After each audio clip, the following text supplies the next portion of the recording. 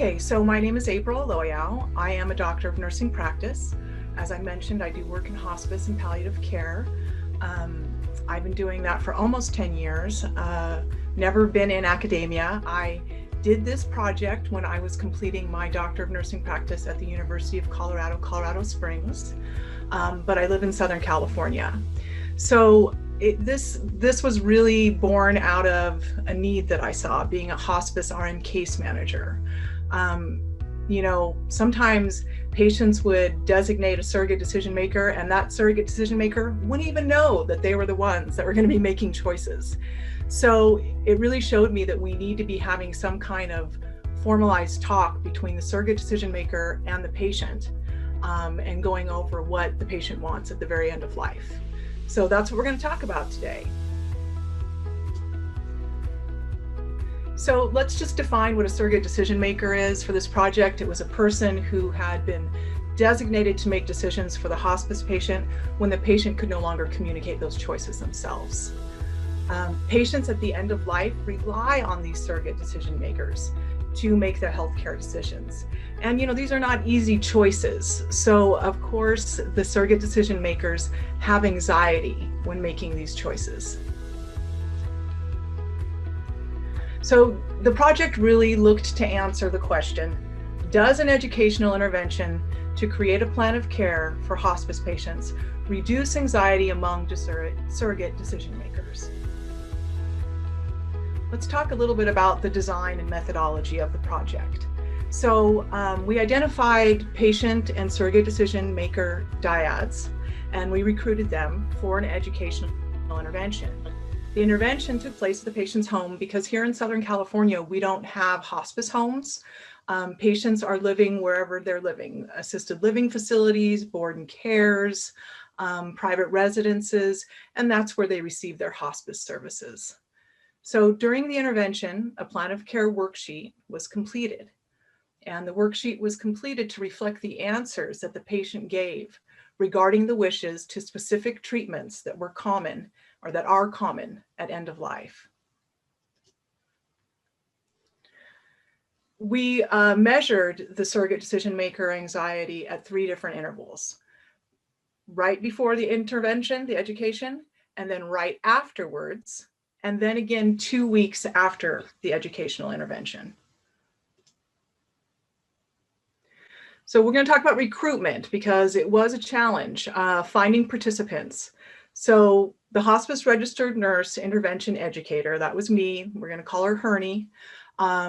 She, would speak to the admit nurses and the RN case managers and read charts and try and figure out if patients were qualifying or seemed to be appropriate.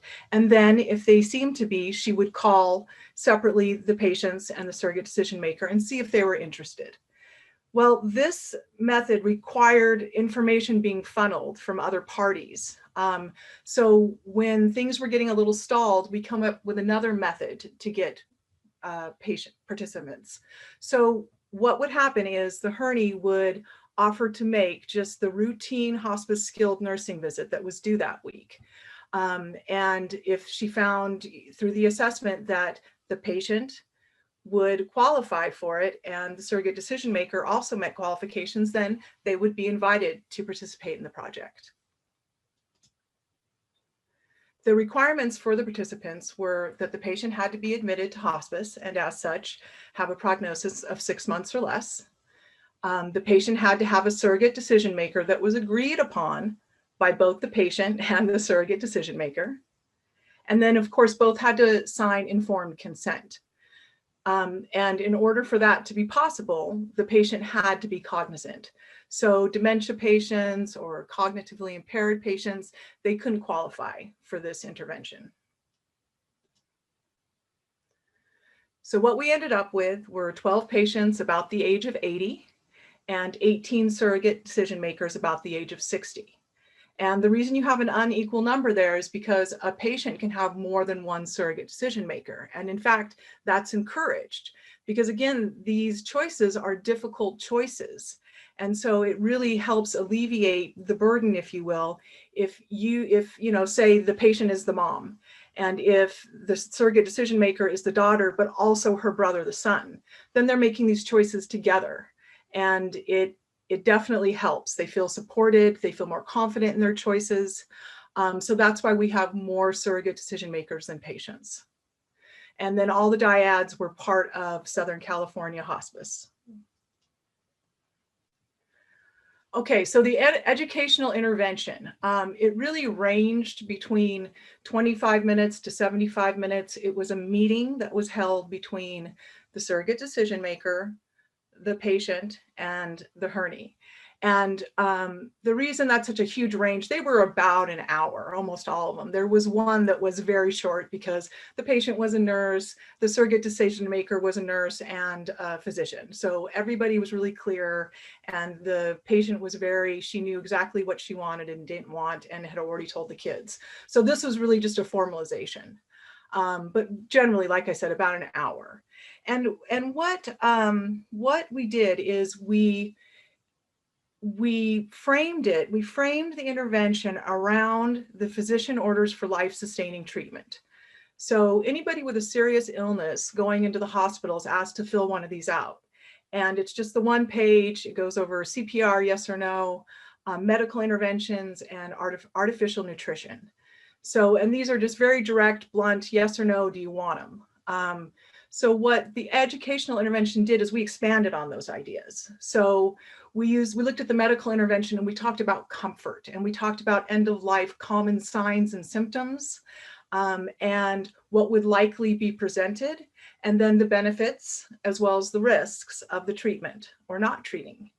And that way the patient could make informed choices about what they wanted before we filled out the plan of care.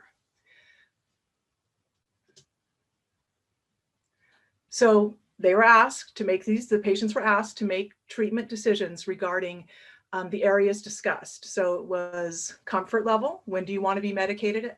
At what comfort level? And then also a follow-up question about, what if I'm sleeping all the time? Do you still want me to medicate? Because really what we found was most patients definitely want to be medicated and sleeping, where the loved ones, the surrogate decision makers, were more timid to give that medication. It scared them to have the patient sleep all the time. And then the other questions, they were based off of eating, or really dysphagia, because most disease processes end up with some kind of dysphagia, and then aspiration to the lungs can occur, and that causes discomfort in itself. So we really got nitty-gritty about when to stop feeding, when to stop trying to give fluids, because families, boy, they have a really hard time with this. This has so often been like the core of their life for the last 6 months, year, is feeding the patient. And now they're faced with the idea of stopping it. And so they really needed the support of hearing their loved ones say what they wanted, and us writing it down, documenting it, and keeping it there. So that worksheet was filled out, signed by both the patient and the surrogate decision maker, and then it was put in their chart at home. And then once the patient could no longer speak for themselves, that sheet could be referred to, which, believe it or not, was really important, because often the surrogate decision maker had a difficult time following what the patient wanted. And it was interesting because it wasn't so much when they disagreed with it. It was just the fear of not feeding mom was just tremendous. And they really needed to see in black and white that their mom had said, yes, please stop feeding me. So it was significant. Okay, we used 3 measurement tools. We used the geriatric anxiety scale, the state trait anxiety inventory, and then a single question about decision-making anxiety. Data collection. So the consents, the demographic questionnaires, the pre-intervention measurement tools were all completed before commencing the intervention, and immediately after, and then 2 weeks after. The result was that immediately following the intervention, the surrogate decision makers showed signs of decrease in anxiety. So it helped, but only transiently, because 2 weeks later, their anxiety had increased again. So let's take a look at that. So the gas is the geriatric and the STI is the state. So you can see that the GAS, it was 21, and then right afterwards it went down. So the GAS and the STI, the higher the number, the greater the anxiety, okay? So you can see pre-intervention, it was high at 21.3, then it went down a little to 16.6 right after, but then it rose even past where it was at pre-intervention to 25.2. In a minute, we're going to talk about some reasons that might be. And then the STAI has a similar trend.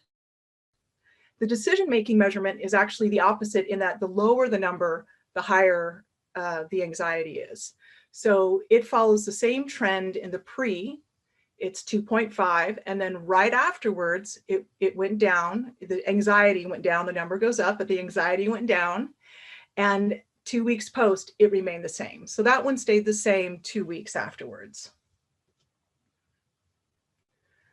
So we're going to talk now about some of those reasons that the 2-week post was likely higher than the initial pre-intervention anxiety.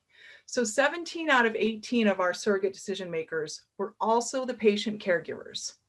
So as a hospice patient caregiver, they provided the patient care and they carried out all the medical choices and decisions that they made for that surrogate decision maker. So an example would be giving morphine to relieve dyspnea or pain, which, that's a very common expectation of the patient caregiver for hospice. So not only do they have to make the choice, yes, it's time to, okay, the nurse is advising, of course, your mom's having a really hard time breathing. We can slow this rate down if we start the morphine. But ultimately, the surrogate decision maker is the one that decides, yes, we can start it, or no, not yet. So, that's a pretty tough choice for most people. But then they actually have to carry out those orders and they have to give their loved one or the patient the medication. And that adds a whole new level of complication. Also, the patient mortality was in very close proximity to the 2-week post-anxiety measurement. 33% of the patients expired less than 1 month after the 2-week scores were completed. So, these things definitely likely had an impact on what was going on, because as many of us know, as other our clinicians, the 4 last weeks of life, the patient's more symptomatic. So the surrogate decision maker had to make more end of life choices, and the patient required more care. So you can imagine at this time as well, the surrogate decision maker is likely not eating well, not sleeping well, not exercising, not really taking care of themselves. And yet they're faced with, making these choices and then carrying them out. Increased decision-making and care needs may have increased. Research has found that it's really hard to significantly decrease anxiety while the surrogate decision maker is still caring for the patient for all the reasons that we've talked about.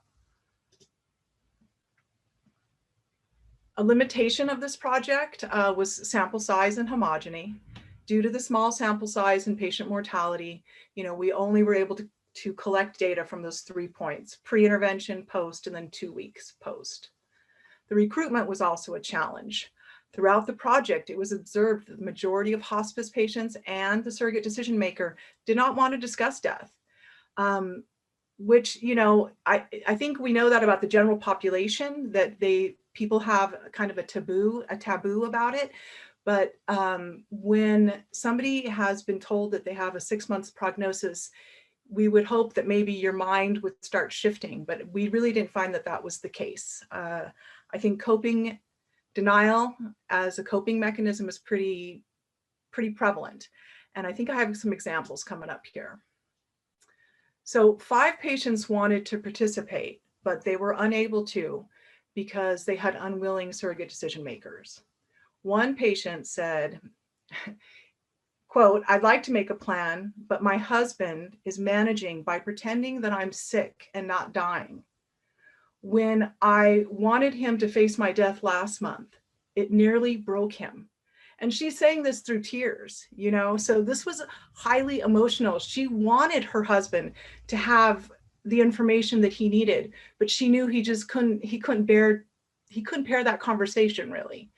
So I think that really demonstrates how it's so easy to use denial as a coping mechanism. And then the other thing that patients often said was that their surrogate decision makers were too busy and that they were too overwhelmed. And indeed they were, because caring for somebody at end of life is overwhelming. And then some of you even said that they wouldn't be interested. Oh, they're not going to care about that. And you try and educate around those things, especially about them being too busy and overwhelmed. And you try and say, you try and help them understand why it's going to be beneficial for their surrogate decision maker a little bit later down the line. But mostly met with resistance with that kind of chat. Patients commonly overestimated that their surrogate decision makers knew their end of life choices much better than they actually did. 2 surrogate decision makers wanted to participate. However, they both said, oh, they know what I want. My surrogate decision makers know what I want.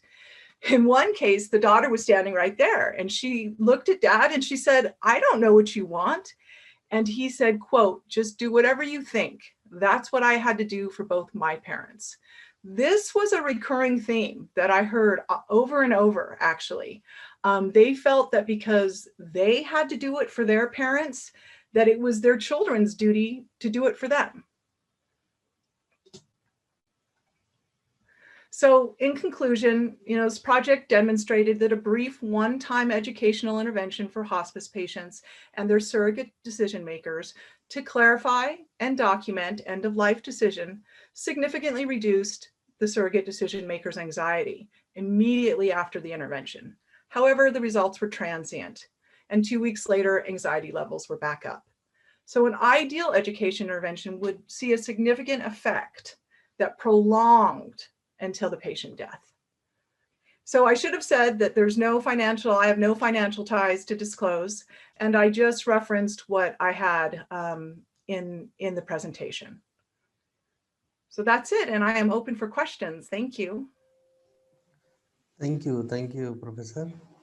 So yeah, if anyone have any questions or comments, you can ask Professor April. I do. I have a question. This is Mila from Raleigh, North Carolina.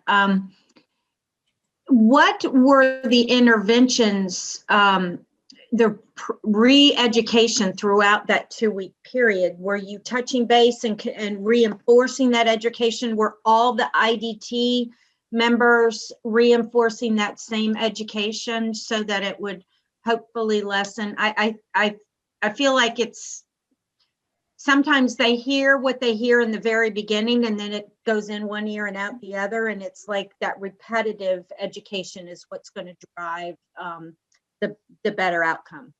That's exactly right. I agree with you 100%. And no, the interdisciplinary team was not reiterating. And in fact, I'm really glad you brought that up, because I was pretty shocked that I would say I know the majority of our nurses, we have about 18 nurses at the time. The majority of them didn't think that many of their patients were ready for the conversation. I have a question. This is Judith Wortman. Did you find a significant difference in outcome between whether the surrogate decision maker was a close family member or someone else outside the family that the patient trusted? Okay, so I had one that was not a family member. And yes, it did make a difference. Their anxiety was reduced after the intervention, and it stayed reduced. That's a good question, and I probably should have highlighted that. Yes, it did make a difference. Thank you. I did have one more question, April. It looked like most of your study was really, really close to the patient's true end of life and not further out like that 6-month period. And it's been, I have also been a case manager in hospice. So it was my experience that, of course, the longer you have with that patient and their family or surrogate, the better the outcome. But I'm wondering, were you limited in being able to reach to people who had a longer trajectory in their life? So I wasn't. The hospice has a population, patient roster of about 180 people at the time. And I really was not limited. I could use anybody in there that met the qualifications. It just so happened that these were the patients and the surrogate decision makers that were appropriate.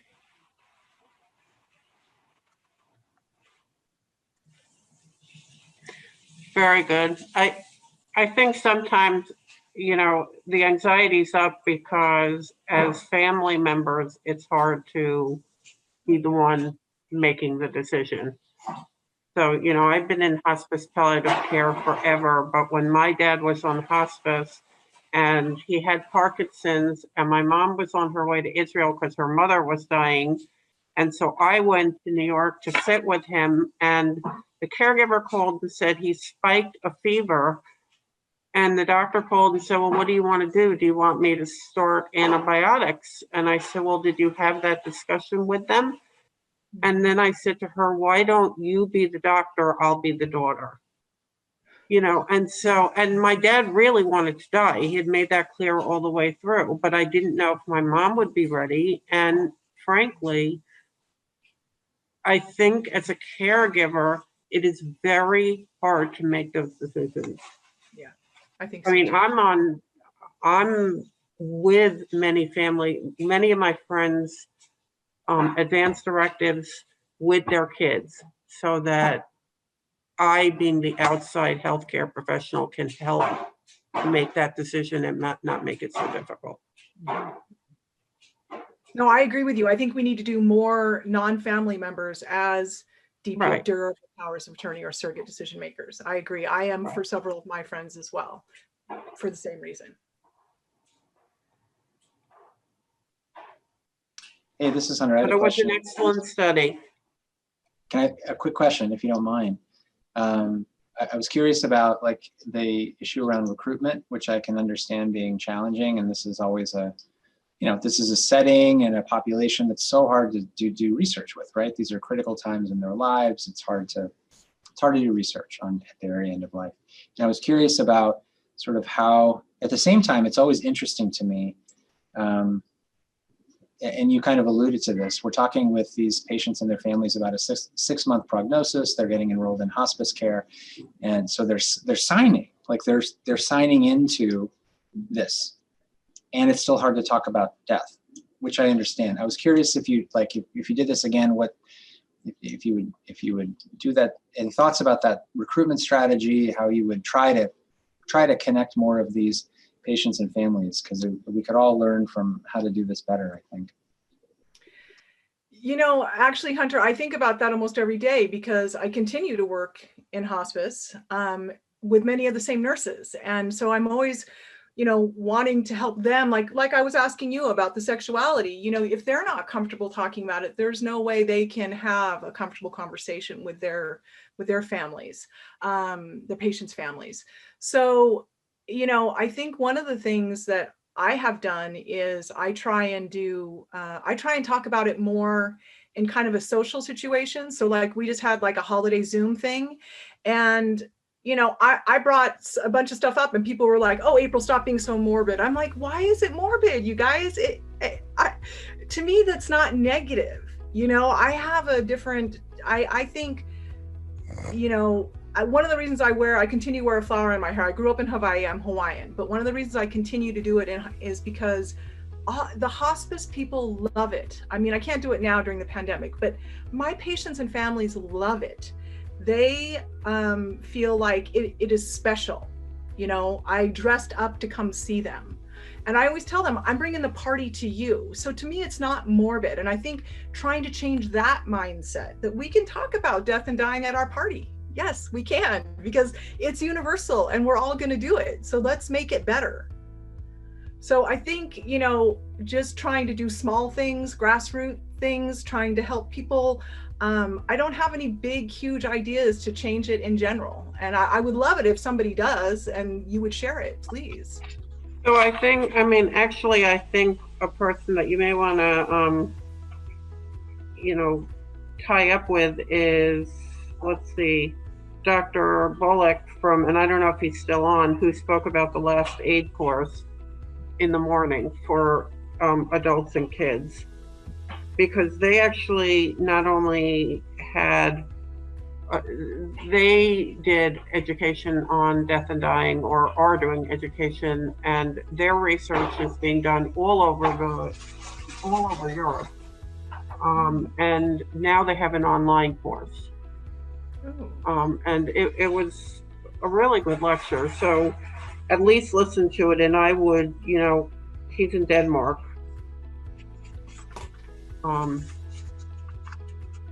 He started out as an EMT and then went to be a physician. But that, I think time with him, you'd really, you know, bringing something like that to the States, I was like, that's really fascinating. Thank you. I will check it out.